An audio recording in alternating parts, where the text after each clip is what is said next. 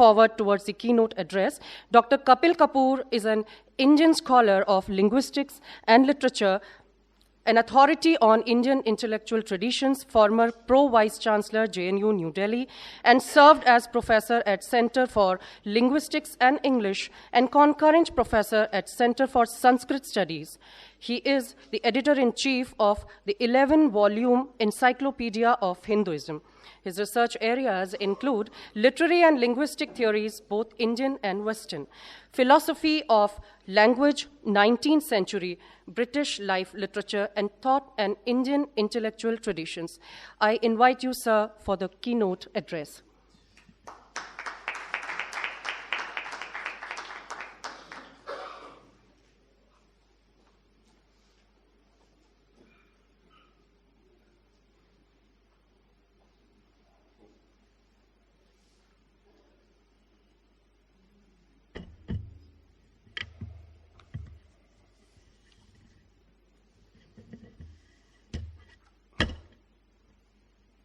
पूजनीय स्वामी जी,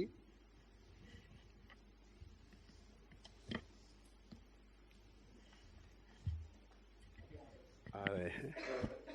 राजकुमार जी, जिनको देख के मुझे समझ आई कि कैसे 500 साल राजपूत लड़ते रहे मुगलों के साथ, किस प्रकार के कर्मठ व्यक्ति रहे होंगे। और हमारे छोटे भाई संयोजक मकरंद जी मेरे बारे में हमेशा अच्छी बातें बोलने वाले मकरंद जी और मेरे बड़े भाई जगबीर जी, मेरे बड़े भाई हैं, ये मेरे से उम्र में 3 साल बड़े हैं, 4 साल, और ज्ञान में बहुत बड़े हैं। और चेतन सिंह जी, जिनको पहली बार मिला हूँ मैं, और बड़ा अच्छा लगा, साथ बैठे हैं। विशिष्ट अतिथिगण, सामान्य जो टीचर्स हैं, fellow teachers, and I hope there are some students also. अच्छा, ऑब्जर्वर्स ऑल्सो।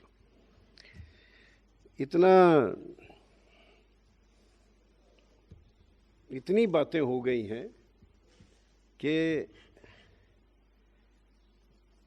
कहने के लिए, खासकर भाई साहब के बोलने के बाद, बड़े भाई साहब के बोलने के बाद, मेरे पास कहने की कोई ज़्यादा बातें रहती नहीं है। मैं थोड़े इसको दूसरी तरह से देखूंगा। अब जब भाई साहब बोल रहे थे, आपने नोट किया होगा कि जब आप अंग्रेजी को छोड़ देते हैं, तो काफ़ी प्रॉब्लम्स खत्म हो जाती हैं।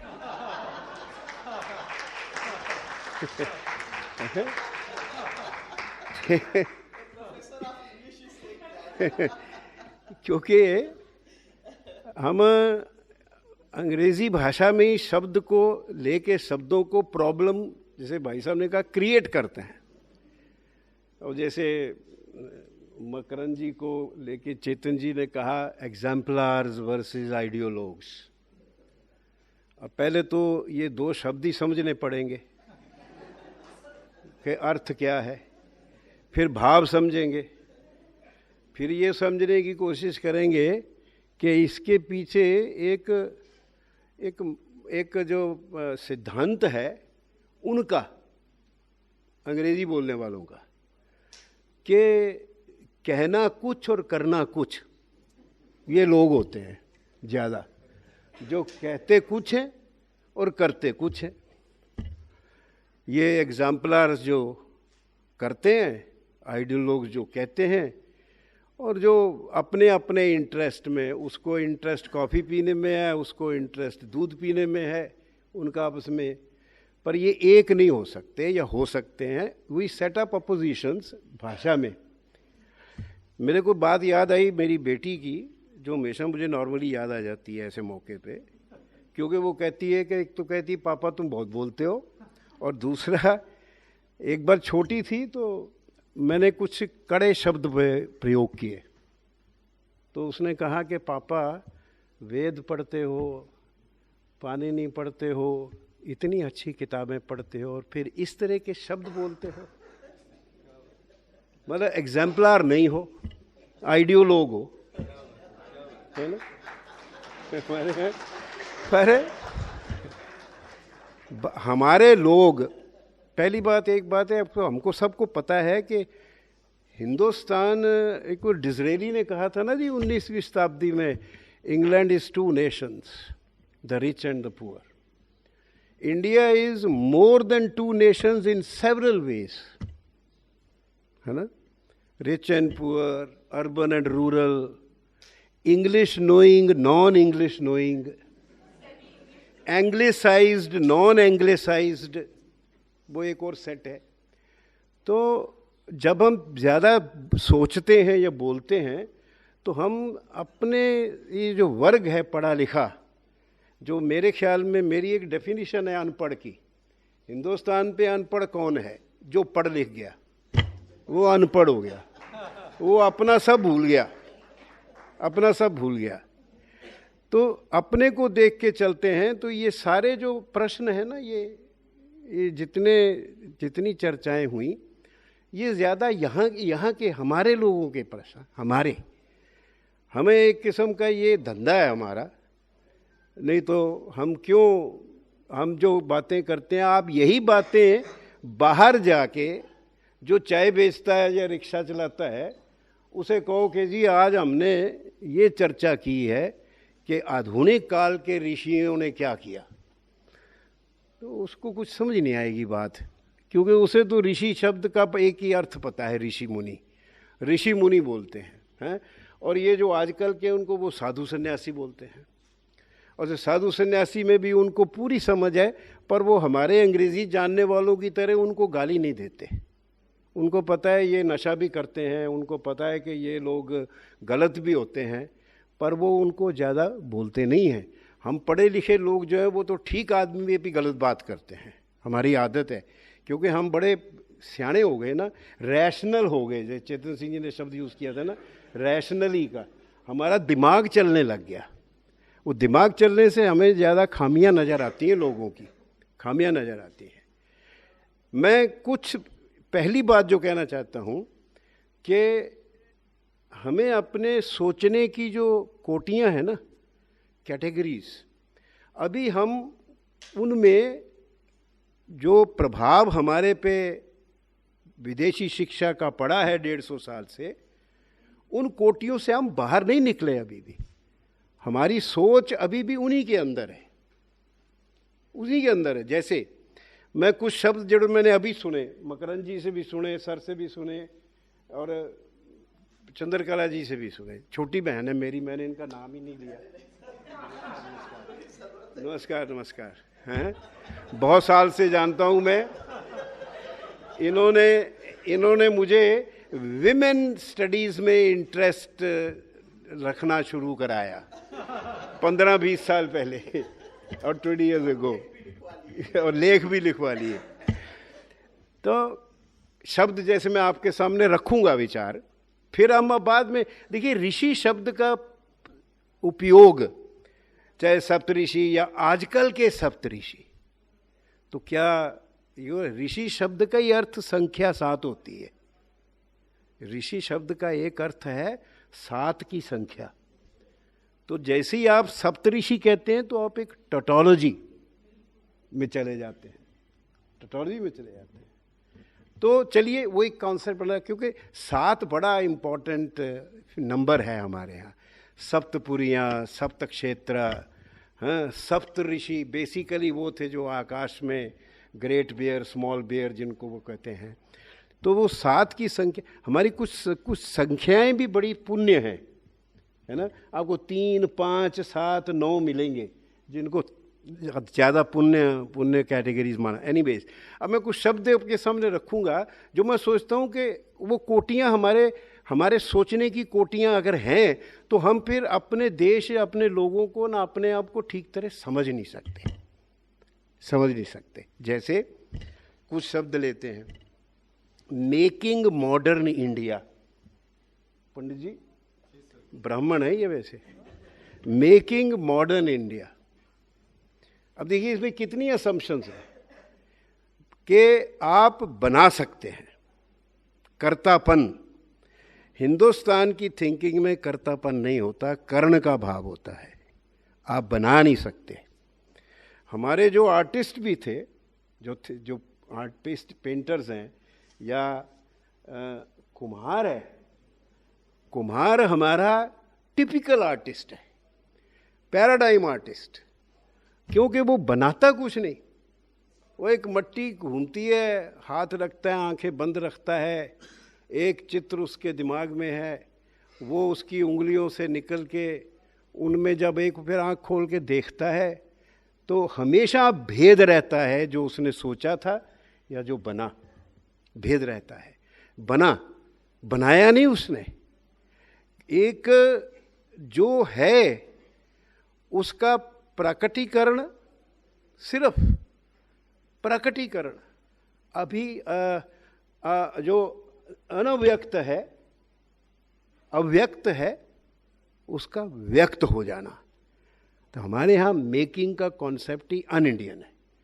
आप किसी बच्चे को भी कहोगे ना, बेटा तूने बड़ा अच्छा काम कर दिया, वो कहेगा हो गया जी। पर कपिल कपूर अंग्रेजी पढ़ा लिखा कहेगा हाँ जी मैंने पहले बड़ा सोचा, फिर मैंने ऐसे किया, है ना। वो मेरी माँ कहा करती थी मैं करता रहना, तू बकरा है? मैं तो हमारे यहाँ मैंपन नहीं है, मेकिंग। मॉडर्न से मुझे बड़ी प्रॉब्लम है मकरंद भाई, बहुत प्रॉब्लम है मॉडर्न से, क्योंकि इतना एक ज़माने में, क्योंकि हिंदुस्तान की यूनिवर्सिटियों में सेमिनार्स के भी फैशन होते थे ना। जैसे शुरू हुआ डीकंस्ट्रक्शन, तो सारे हिंदुस्तान की यूनिवर्सिटियाँ डीकंस्ट्रक्ट कर रही हैं। सेमिनार में, कॉन्फ्रेंस में जेंडर स्टडीज़ आ गई। जितने एमफिल थीसिस, आप अगर किसी डिपार्टमेंट की लाइब्रेरी की अलमारी खोलोगे तो आपके सर पे जो डिसर्टेशन गिरेंगे उसमें से 70% फेमिनिस्ट होंगे। पैट्रियार्की, सुंदर लड़की, मैरिड, बच्चे, हस्बैंड बाहर बैठा है बच्चे को लेके और वो अंदर बैठी इंटरव्यू में पैट्रियार्की और गाली दे रही है कि भी कहाँ पे क्या हो गया। सो फैशन है। तो फैशन चलता था जब इन दिनों में, इसका अपने मॉडर्न का बड़ा फैशन था। तो मैंने भी सोचा यार समझें मॉडर्न क्या है। तो modern is an episode in the European history of ideas. You must understand this clearly. रनेसा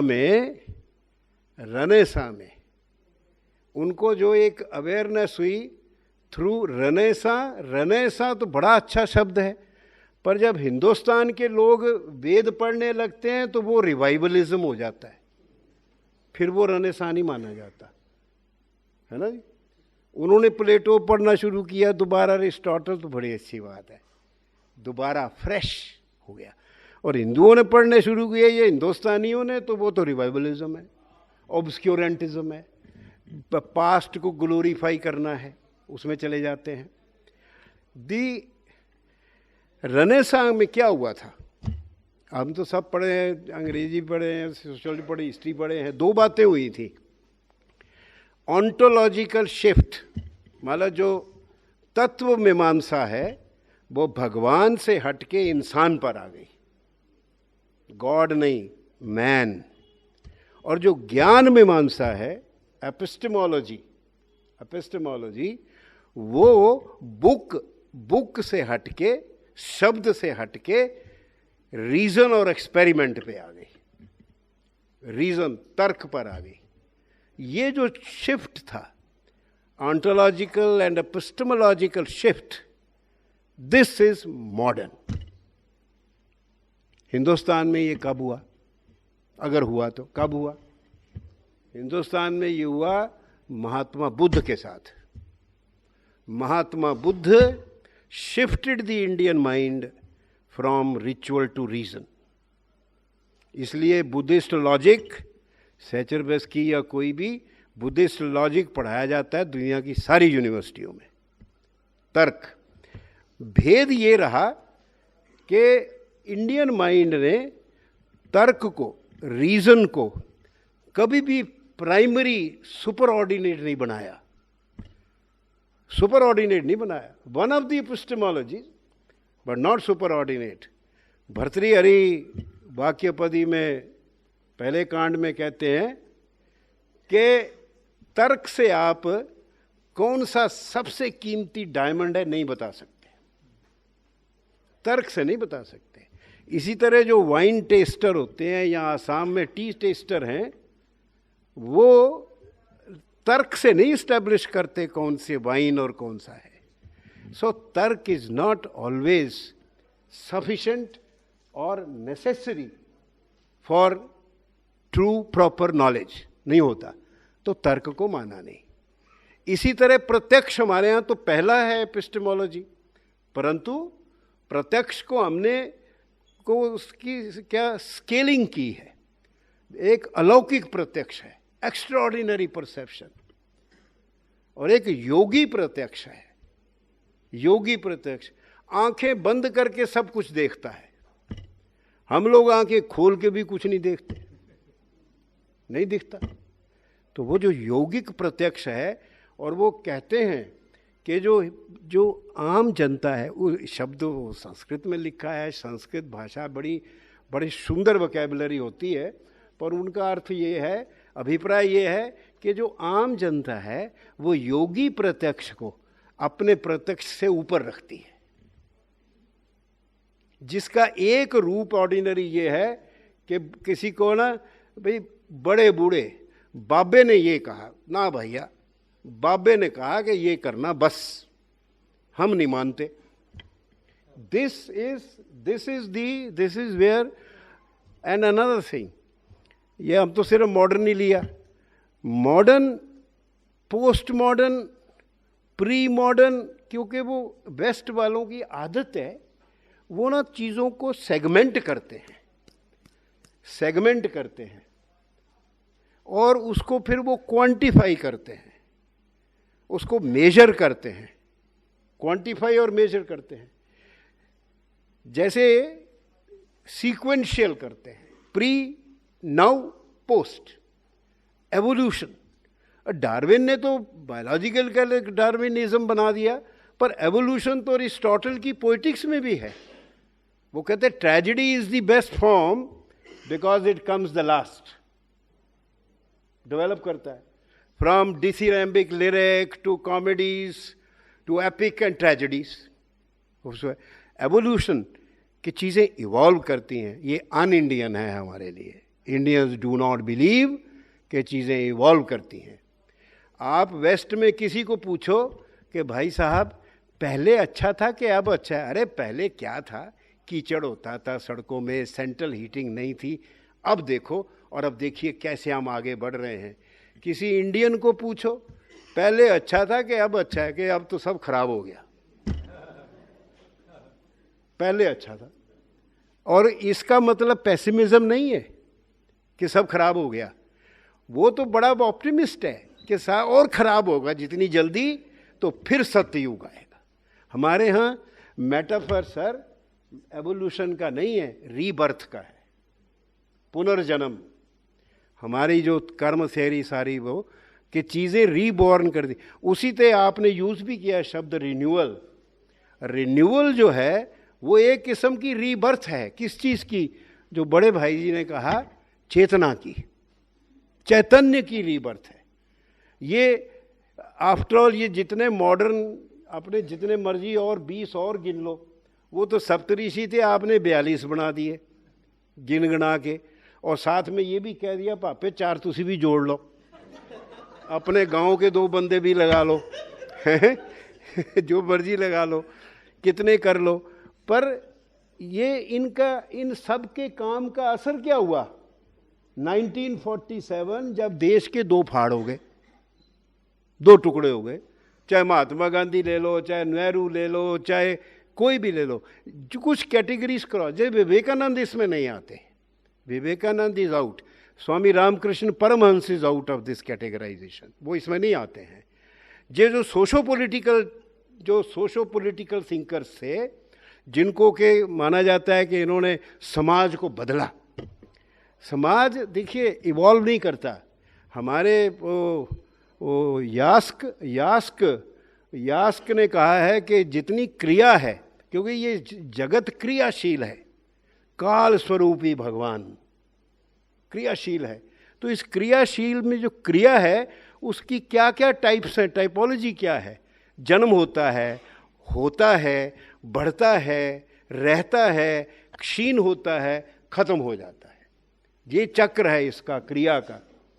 तो पर फिर वो कहते हैं कि पर ये होना, पैदा होना या बनना और ख़त्म हो जाना, ये भी तो बदलना ही है सब चीज। तो बदलाव, सिर्फ बदलाव, change, only change, change not evolution.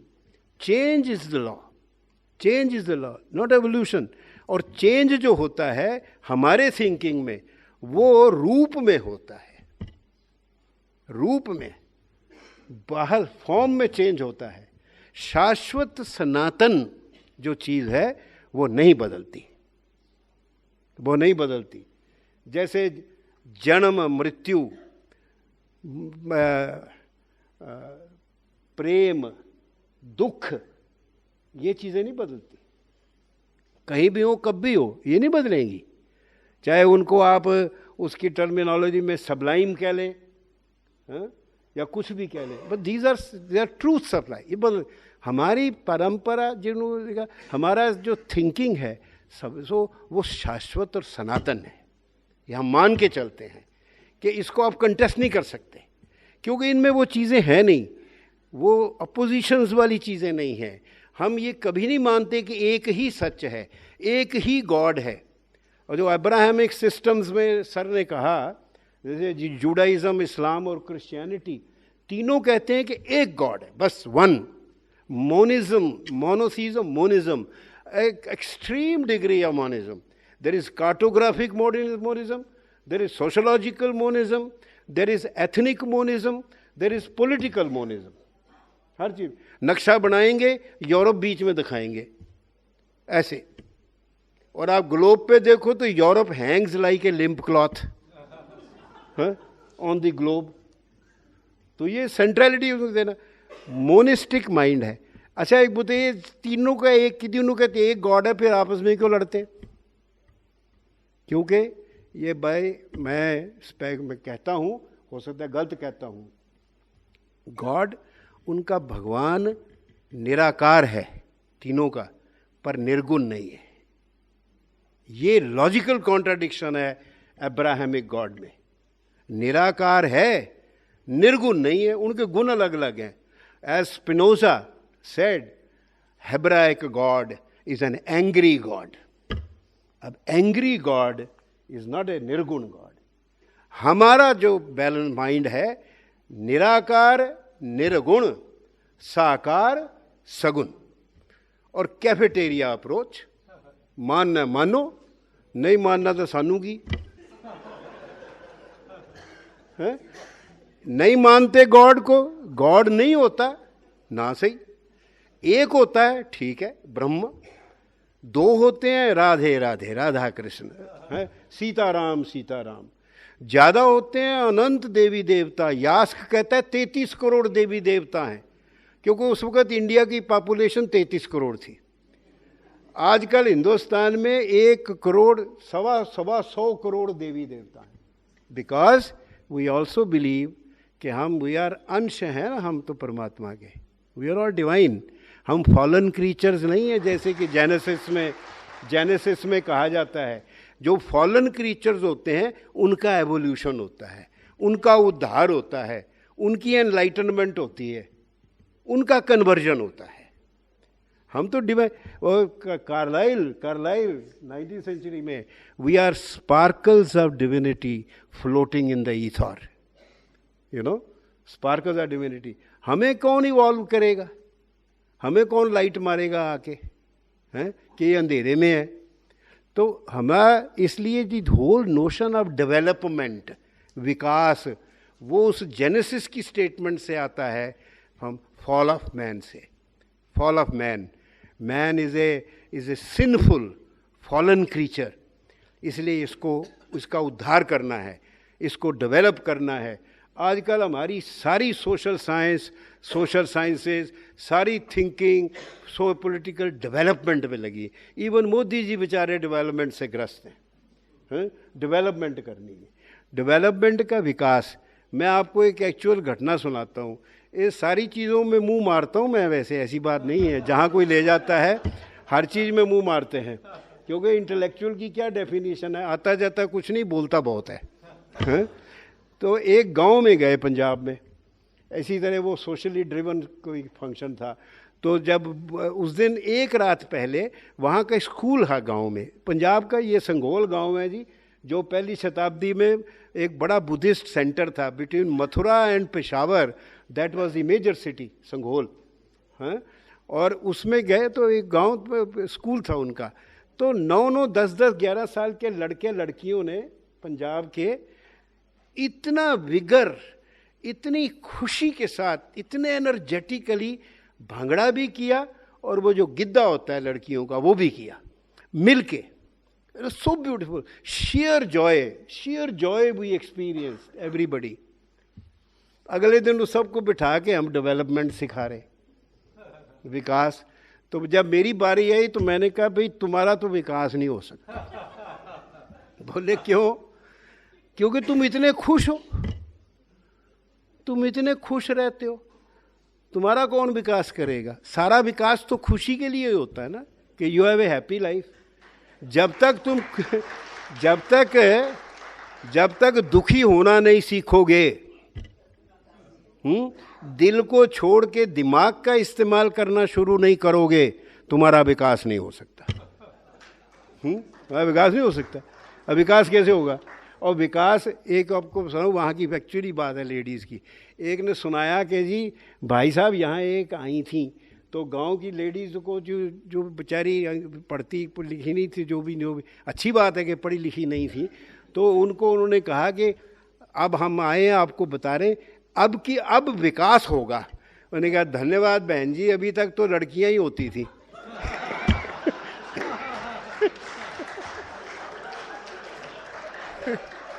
ये मकरंद जी ने आपको वार्न कर दिया था कि professor Kapoors academics is a joke.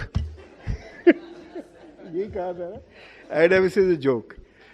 Point ये है, मैंने भी 2 शब्द लिए हैं, अब और चीज़ों में आप मेरे पास बड़े लफ्ज़ लिखे हैं जिनसे मैं सब डिसएग्री करता हूँ। रैशनल से डिसएग्री करता हूँ, social political, opposition between social and any other thing which does good to man, उससे भी मैं डिसएग्री करता हूँ।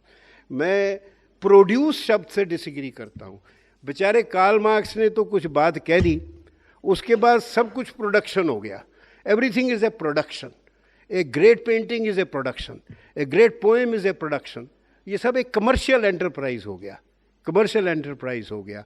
आपके मदुरई का मंदिर है ना, जो मीनाक्षी, एक से एक सुंदर प्रतिमा है, एक से एक सुंदर। भूल जाइए कि भगवान है। किसी पे भी आर्टिस्ट ने अपना नाम नहीं लिखा, किसी पे भी।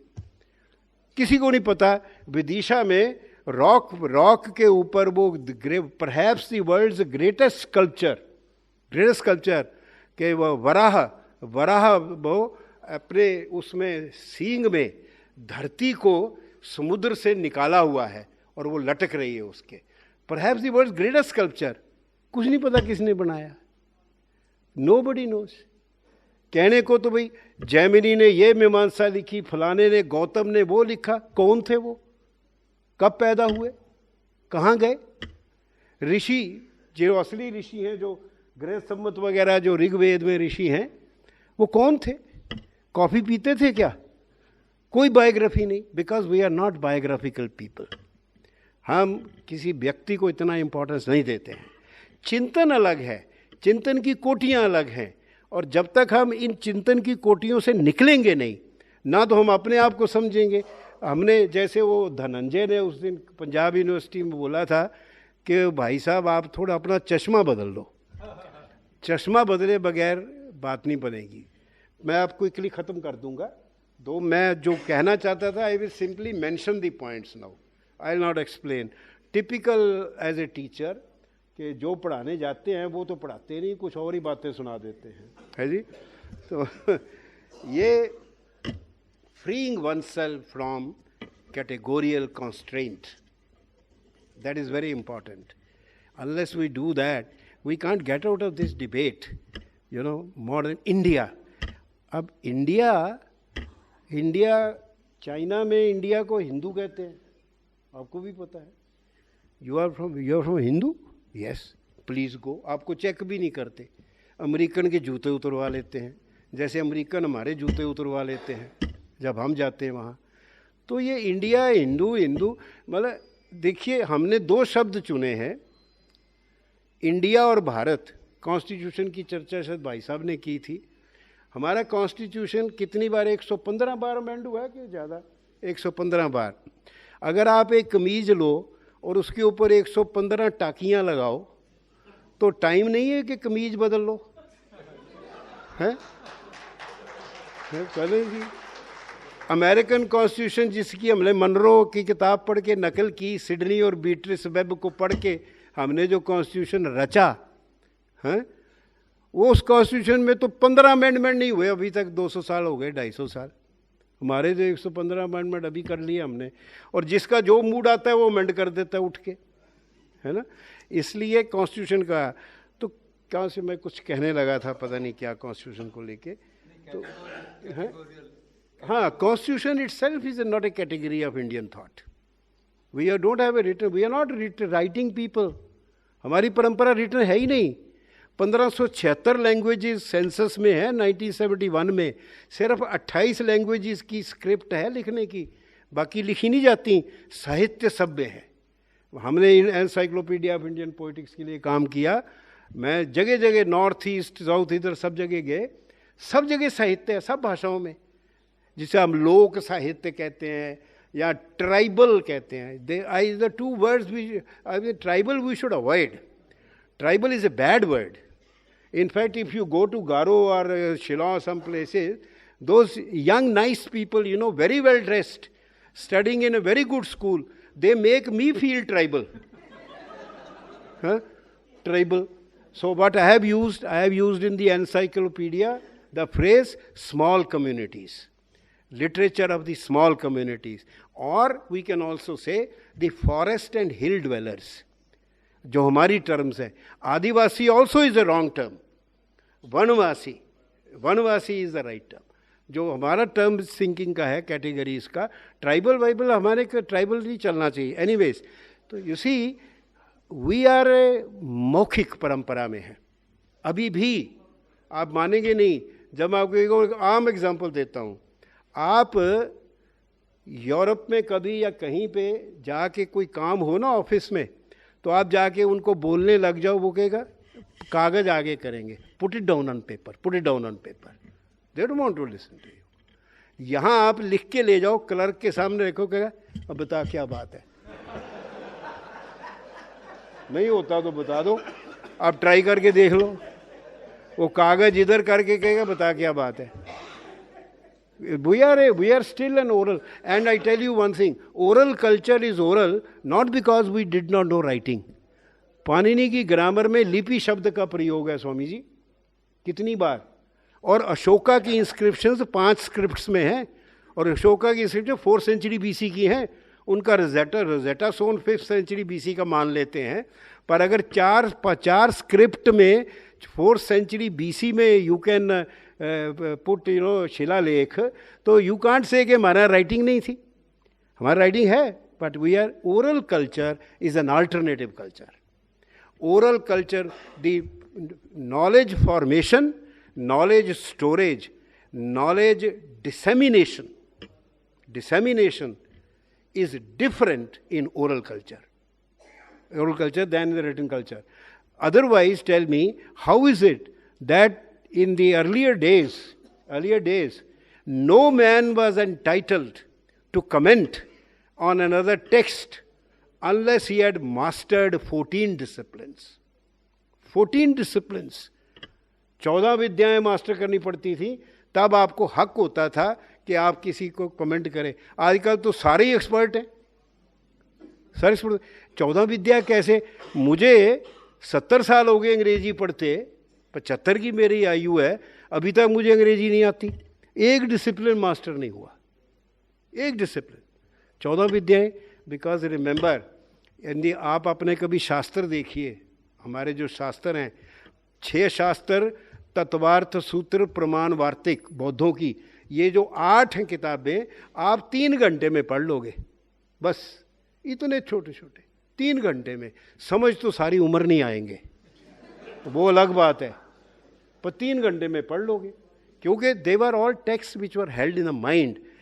Consider please, I have a student who is now the director of CBSE, and she always had running battle with me, and I am the advisor also for English, but she is the director of CBSE, and running battle. She said, sir, आप क्या ये rectification? मैं कहा rectification? What do you mean rectification? Rectification is necessary. You know, हमारे यहाँ intellect की definition स्मृति, विमर्श, प्रयोग, जिसे हम प्रज्ञा कहते हैं, स्मृति, मेमोरी, विमर्श, परम्यूटेशन उसका, and then use at the right time. हमारे साथ क्या होता है, उसी कंप्यूटर है, जब तक उसमें आप डेटा नहीं डालते, आप उसकी क्या ऑपरेशन का प्रोग्रामिंग लैंग्वेज, क्या ऑपरेशनल लैंग्वेज चलाओगे, उसकी क्या निकलेगा। और आपको जब ढूंढना पड़ता है तो आप सर्च लगाते हो ना। और हमारे लोग पता है क्या, सर्च मार जरा, सब कुछ सर्च मार है? तो सर्च मारते हो, सर्च मारने पे भी ढूंढते हो सारे उस टेक्स्ट में भी। पर हमारे जो पंडित हैं ना, पुराने पंडित, उनको सर्च नहीं मारनी पड़ती, उनके सारे ग्रंथ यहाँ 1 सेकेंड, स्प्लिट सेकेंड में। मैंने आई हैव एक्चुअली मेट सूर्य शास्त्री जी, तिरुपति वाले व्याकरण, he was 84 at that time. He sat with us. We were all budding linguists, है ना, budding linguists, good word ना। तो budding linguist मतलब कुछ नहीं आता, अपने आप को समझते हैं हम लिंग्विस्ट हैं।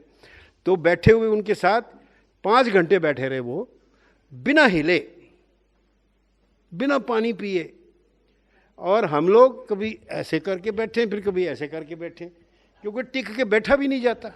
शरीर को आदत नहीं, दिमाग को कहाँ से आएगी कि आपने कंसंट्रेट करना है, हाँ?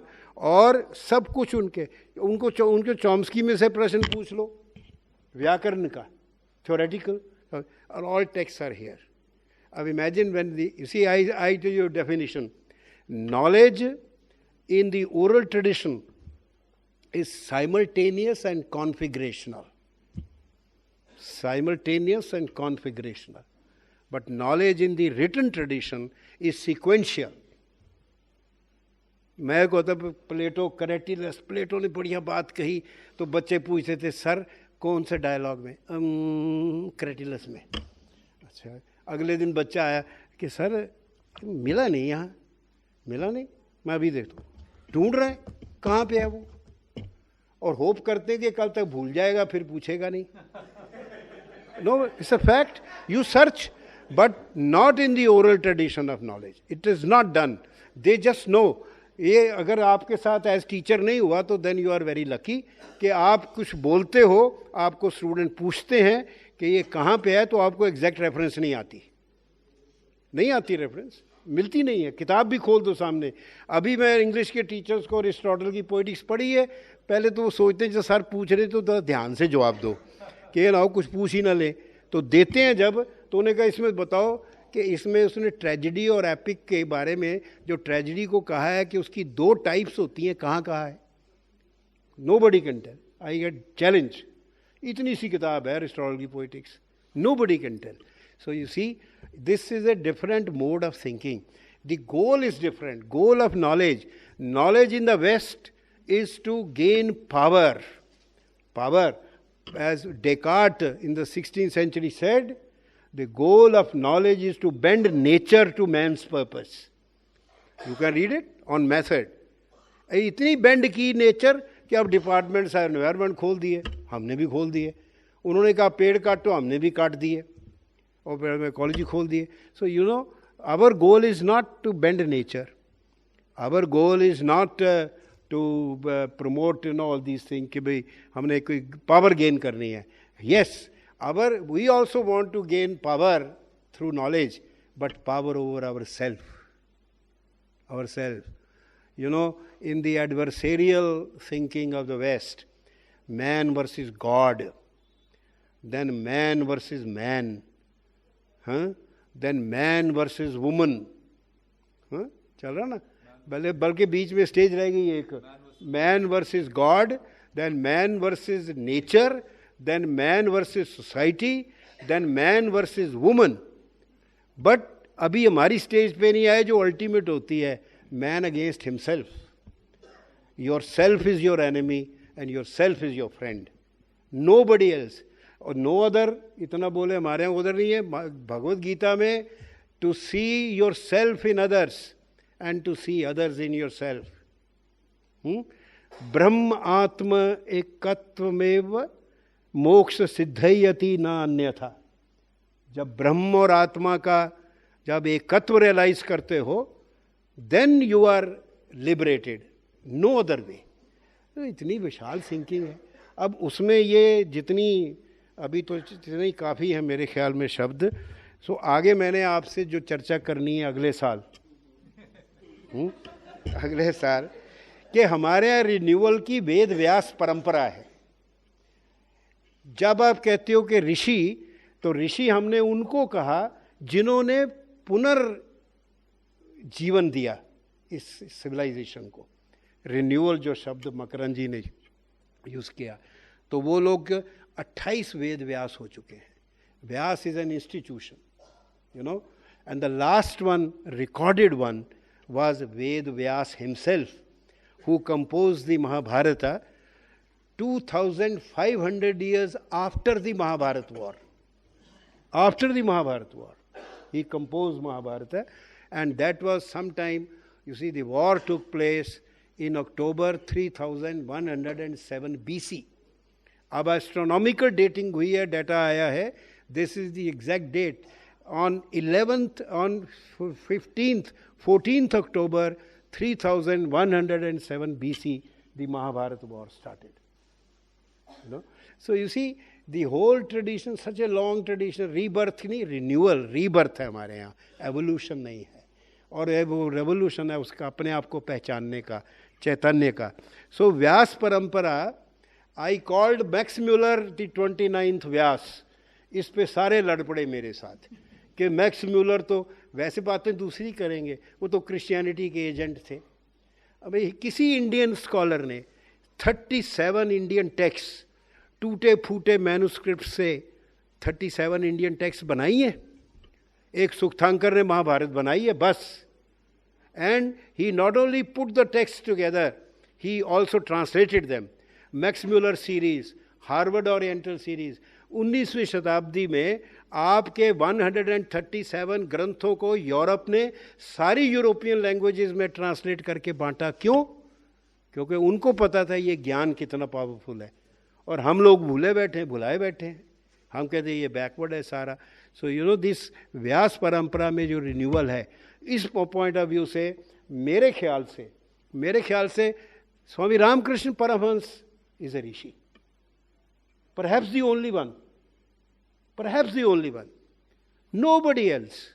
उस तरह का ऋषि, और हमारे लोग पहचानते हैं, ऋषि को पहचान लेते हैं. आप मुझे बताइए, जो लोग मुरारी बापू को सुबह टीवी पे सुनते हैं, लाखों लोग, वो ट्रांसफॉर्म करते हैं ह्यूमन बीइंग्स को, कि ये किताबें लिखी हुई जो पढ़ते हैं, या कपिल कपूर जो आधी अंग्रेजी आधी पंजाबी में बोलता है, उससे कुछ नहीं होता. Sorry. Anyways, I will stop now. And thank you, madam. Political episodes like 1947 are no contribution of any saint or sage. ये सेजेसिटी का काम नहीं था. हिंदू पंजाब में हम लोग कभी भी आज़ादी की बात नहीं करते, बंटवारा कहते हैं, बंटवारा. But political episodes, political boundaries don't really matter. It doesn't matter. What matters in this process for rishis is not the political or social or economic boundaries, but the boundaries of the human mind. You see, and it is the boundaries of the human mind which were always expanded by our great thinkers. And for such thinkers, this is not a matter of reason, it's not a matter of logic, it's not a matter of observation, it's a matter of anubhuti.